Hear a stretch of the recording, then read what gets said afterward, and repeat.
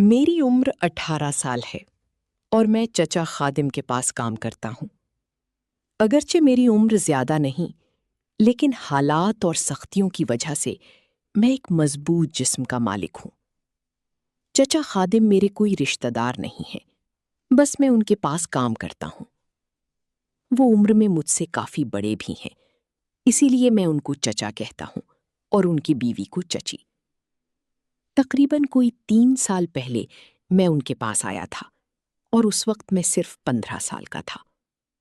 तब से लेकर आज तक मैं उनके पास ही हूं और अपनी पूरी दियानतदारी और मेहनत से उनके पास काम कर रहा हूं। इसी वजह से चचा मेरे साथ मोहब्बत से पेश आते हैं और वो मुझ पर पूरा भरोसा भी करते हैं। खादिम चचा की फैमिली कोई ज्यादा बड़ी नहीं, उनकी 2 बेटियां हैं और एक बेटा और बीवी। चचा की उम्र 60 साल के करीब है और उनकी बीवी की उम्र तकरीबन 35-36 साल के दरमियान, जबकि उनकी बड़ी बेटी की उम्र 17 साल तो छोटी बेटी 13 साल और उनका बेटा जो कि इस वक्त सिर्फ 8 साल का है। उनका कारोबार भी बहुत अच्छा चलता है। यही वजह थी कि उनके घर में जरूरत की हर चीज मौजूद थी। मुझे उनके घर आने जाने पर कोई रोक टोक तो नहीं थी और उनके घर का तमाम सौदा सल्फ भी मैं ही ला कर देता था। यानी चचा खादिम मुझे अपने घर का फर्द ही समझते थे। जब से मैंने ये काम शुरू किया था, तब से लेकर आज तक सब कुछ ठीक ठाक चल रहा था और शायद ऐसे ही चलता रहता। मगर एक दिन कुछ ऐसा हुआ कि मेरे मामलात में तब्दीली पैदा हो गई और मेरी जिंदगी ने एक नया रुख इख्तियार कर लिया। हुआ कुछ यूं, मैं मामूल के मुताबिक सौदा सल्फ लेकर चचा खादिम के घर पहुंचा तो मेरे 2-3 दफा दस्तक देने के बावजूद किसी ने जवाब ना दिया और ना ही दरवाजा खोला। फिर कुछ देर इंतजार करने के बाद मैंने गेट को हल्का सा धक्का दिया तो वो लॉक नहीं था। फिर मैं खुद ही गेट खोलकर अंदर दाखिल हो गया और बावर्ची खाने की तरफ सामान रखने के लिए चल पड़ा। मैं अभी बावर्ची खाने के करीब पहुंचा ही था कि मुझे बावर्ची खाने के साथ ही बने गुस्ल खाने से हल्की हल्की सिसकियों की आवाजें सुनाई दी तो मैं वहीं पर रुक गया। मगर उस वक्त मुझे बिल्कुल भी समझ नहीं आ रहा था कि ये आवाजें किस टाइप की हैं, क्योंकि वो सिसकियां किसी के रोने की नहीं लग रही थीं। वो तो एक अलग ही तरीके की आवाज थी जिसको समझने से मैं बिल्कुल कासिर था। कुछ देर तो मैं यूं ही खड़ा रहा, मगर जब आवाज काफी तेज आने लगी तो मुझसे रहा नहीं गया और मैं गुस्ल खाने की जानिब जाने लगा। अभी दरवाजे के करीब पहुंचा ही था कि आवाज आना बंद हो गई थी तो मैं दोबारा बावर्ची खाने की तरफ आ गया और सामान रखने लगा। मैं सामान रखकर बाहर निकला ही था, फिर गुस्ल खाने का दरवाजा खुला और अंदर से चच्ची को निकलता देखा। मगर जब उनकी नजर मुझ पर पड़ी तो एकदम से वो बड़बड़ा सी गई और गुस्से से मेरी तरफ देखते हुए बोली, अंदर कैसे आए तुम? उनके इस तरह पूछने पर मैं एकदम डर गया और बोला कि बस चची अभी आया था, क्योंकि बाहर खड़े होकर मैंने काफी देर तक दरवाजा बजाया, मगर जब कोई जवाब नहीं आया तो मैं खुद ही अंदर आ गया। मेरी ये बात सुनकर चची खामोश हो गई, फिर किचन की तरफ चली गई। इस वक्त घर में चची के अलावा और कोई नहीं था। खैर, उन्होंने मुझे खाना पैक करके दिया तो मैं खाने का टिफिन लेकर सीधा दुकान की तरफ चल दिया।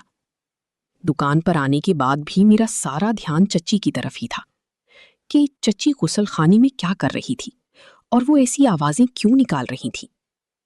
पूरा दिन सोचने के बावजूद मैं इस बात को नहीं समझ पाया, तो मैंने इस ख्याल को अपनी जहन से निकाला और सारा ध्यान काम की तरफ कर दिया। मगर दूसरे दिन जब मैं खाना लेने चची के घर गया तो मैंने उनको बहुत बदला महसूस किया। मतलब ये कि जिस तरह वो आज मुझे देख रही थी, पिछले 3 सालों में उन्होंने ऐसे कभी नहीं देखा। जब तक मैं वहां खड़ा रहा, तकरीबन उनका ध्यान मेरी तरफ ही था। फिर थोड़ी देर बाद उन्होंने खाने का टिफिन पैक करके मेरे हाथ में पकड़ा दिया। उसको लेकर मैं दरवाजे की तरफ चल पड़ा। अभी मैं घर से निकलने लगा ही था कि उन्होंने मुझे पीछे से आवाज दी, तो मैं मुड़कर उनके पास आया और बोला, जी चची कहें। तो उन्होंने मुस्कुराकर मेरी तरफ देखा और मुझे गले से लगा लिया। उनके अचानक ऐसा करने पर मैं तो एकदम हैरान परेशान होकर रह गया था। फिर कुछ लम्हों बाद वो अलग हुई और मुझसे कहने लगी, अब तुम जाओ, मगर ये बात किसी और को नहीं बताना। तो मैं नफी में सर हिलाता उनके घर से निकल गया, मगर पूरे रास्ते में यही सोचता रहा, आखिर ये हुआ क्या है। और यही सोचते सोचते मैं दुकान पर पहुंच गया। अब मेरा काम में बिल्कुल भी दिल नहीं लग रहा था, मगर इस बात को सोचकर मैं अपने अंदर एक अजीब सा महसूस कर रहा था और अंदर ही अंदर मुस्कुराने लगा। अगला दिन इतवार का था और चचा इतवार को दुकान बंद रखते हैं। उसकी वजह से सारा दिन मैं अपने घर पर ही रहा। दूसरे दिन सुबह जब मैं दुकान गया तो मेरे पहुंचते ही चचा मुझसे कहने लगे, तुम्हारी चाची को घर का कुछ सामान मंगवाना है, इसलिए तुम अभी घर चले जाओ। तो मैं चचा की बात सुनकर उनके घर की तरफ चल दिया। घर पहुंचकर मैंने दरवाजा खटखटाया तो चची ने ही दरवाजा खोला, क्योंकि उनके बच्चे स्कूल पढ़ने गए हुए थे और इस वक्त चची घर में अकेली ही थीं। खैर, उन्होंने मुझे देखा तो अंदर आने का कहा, तो मैं अंदर दाखिल हो गया। वो दरवाजा बंद करती हुई कमरे की तरफ चली गई, मगर मैं सहन में ही खड़ा रहा। तो उन्होंने मुझे आवाज दी और कहने लगी कि वहां क्यों खड़े हो, अंदर कमरे में आ जाओ। उनके कहने पर मैं कमरे में दाखिल हो गया। पहली तो मेरी तरफ देखकर मुस्कुराई और फिर कहने लगी, तुम बैठो, मैं अभी आई। और ये कहकर वो कमरे से बाहर चली गई। तो मैं सोफे पर बैठकर उनका इंतजार करने लगा, पर जब वो बाहर से आई तो उनके हाथ में चाय के 2 कप थे। फिर एक उन्होंने मेरी तरफ बढ़ा दिया, तो मैंने बोला, चची, इसकी क्या जरूरत थी।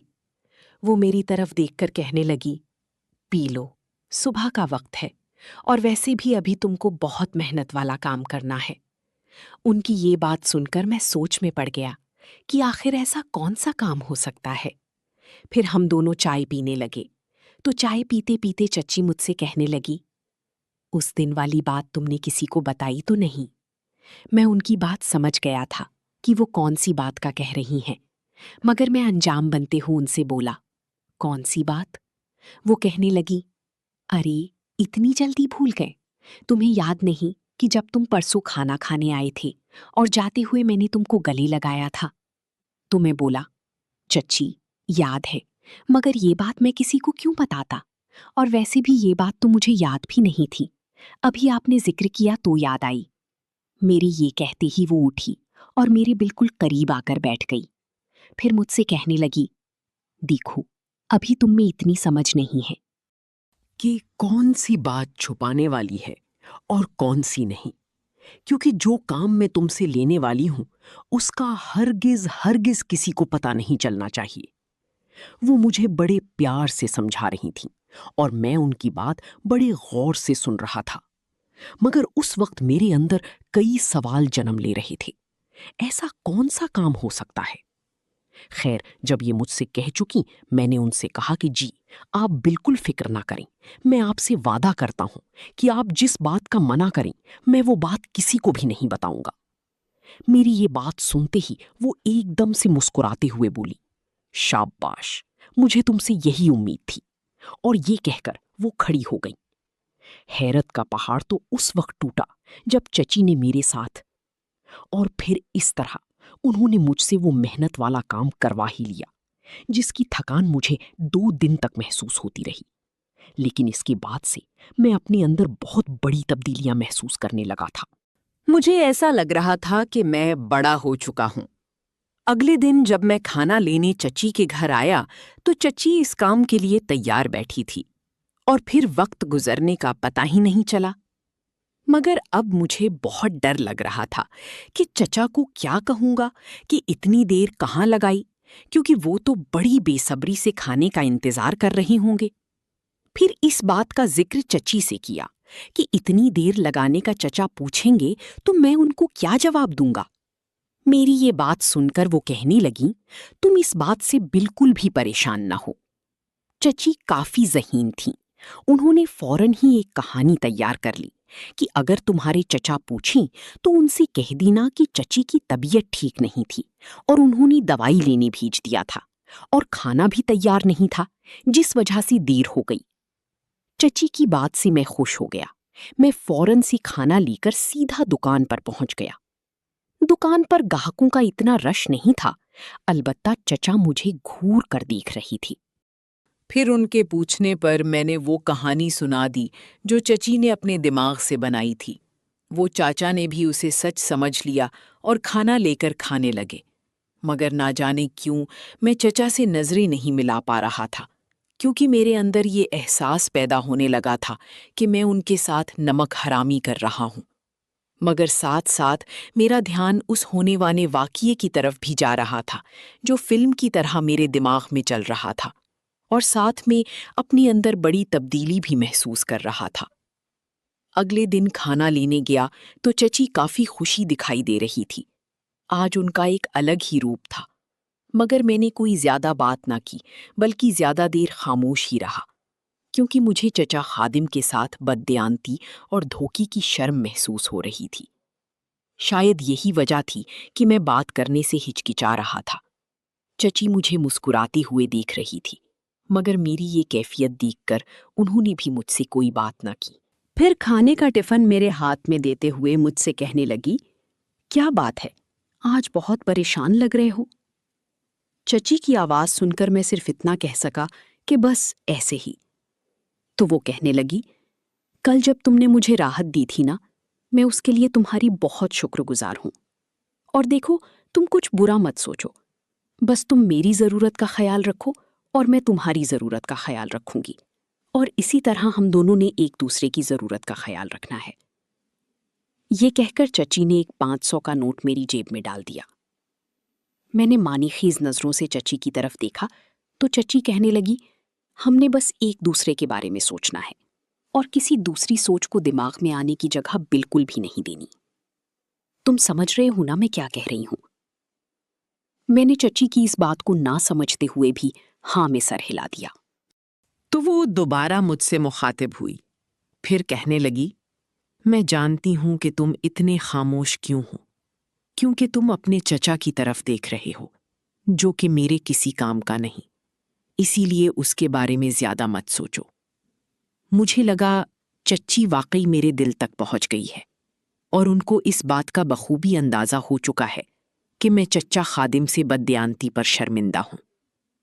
चच्ची ने मुझे शर्मसारी से निकलने के लिए काफी दलील दे दी, और आखिर मुझे इस बात पर तकरीबन कायल कर ही लिया कि जो कुछ हमारे दरमियान हुआ वो हमारी जरूरत थी, जिसको चच्चा खादिम पूरा नहीं कर सकता। इंसान अपनी दिफा के लिए दलीलें बना ही लेता है, और इसी तरह हमने भी अपनी इस अमल के लिए दलीलें बना ली, ताकि अपनी ज़मीर को मुतमईन कर सकें और उसको जारी रख सकें। इसके बाद तो हमारा मामूल हो गया था, और मुझे भी आदत सी हो गई थी। अब तो मैं इंतज़ार करता कि वक्त आए और मैं खाना लेने के लिए चच्ची के घर जाऊं। एक दिन जब मैं खाना लेने गया, चच्ची मुझसे कहने लगी, इतने से वक्त में ये सब्र नहीं आता, तुम कोशिश करके कोई पूरा दिन निकालो ताकि हम तसल्ली से काम कर सकें। तो मैंने उनको अपनी मजबूरी बताई कि मैं ज्यादा वक्त कैसे निकाल सकता हूँ, इस मामले में मजबूर हूँ। चची कहने लगी, चलो फिर मैं ही कोई तरकीब सोचती हूँ। दूसरे दिन जब मैं चची के घर गया तो वो काफी खुश नजर आ रही थी। मैंने वजह पूछी तो उन्होंने बताया कि मुझे एक तरकीब सूझी है, जिसमें तुमको 3-4 दिन के लिए दुकान की जिम्मेदारी संभालनी होगी और साथ ही हमारे घर भी आकर रहना पड़ेगा। तो मैंने चची से पूछा कि वो कैसे मुमकिन है, जिस पर वो कहने लगी, मैं तुम्हारे चचा को 3-4 दिनों के लिए दूसरे शहर भेज सकती हूँ, क्योंकि तुम्हारे चचा की बहन पिछले कई दिनों से दूसरे शहर में काफी बीमार है।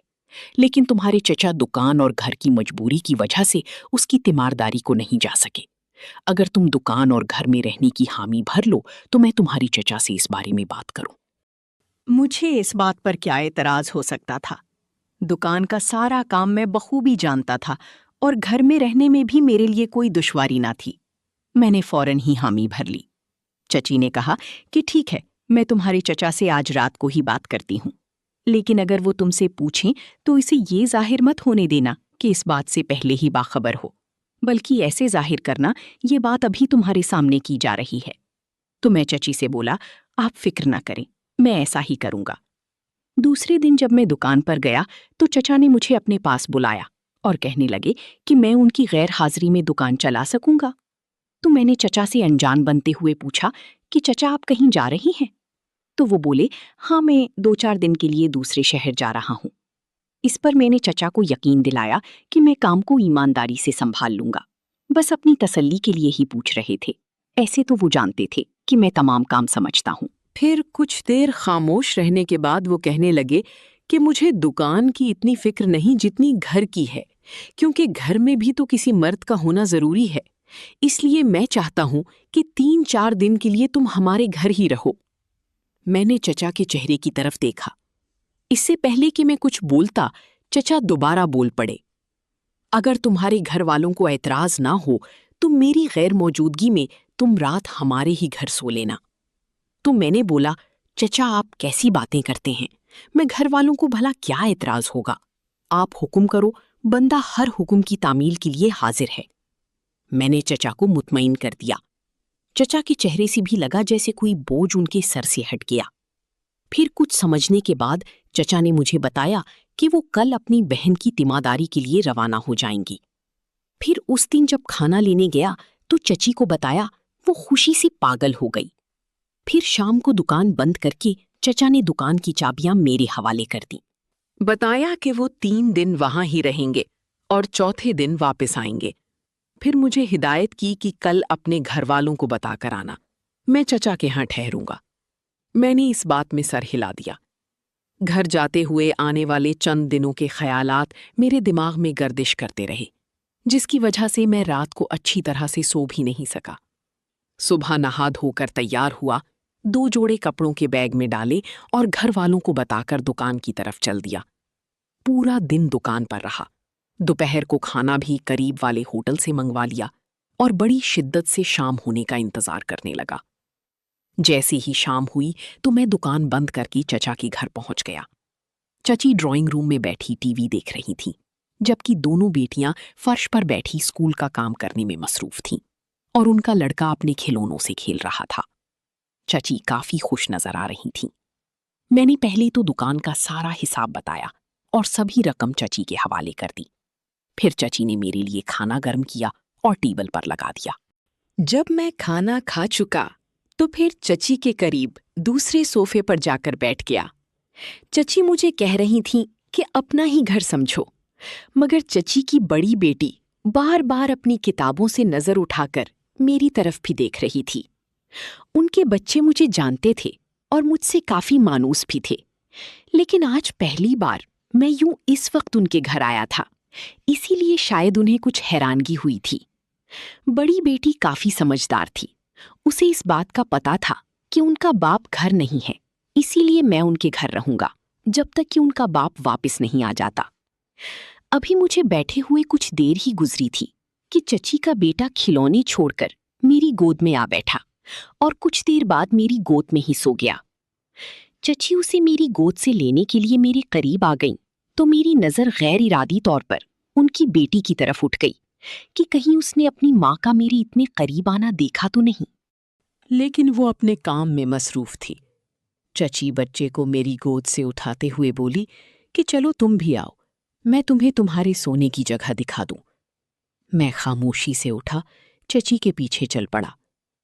चची ने पहले तो अपने बेटे को अपने रूम में लिटाया, फिर एक कमरा छोड़कर अगले कमरे का दरवाजा खोलते हुए कहने लगी, ये तुम्हारा कमरा है और तुम्हें यहां कोई डिस्टर्ब नहीं करेगा सिवाय मेरे।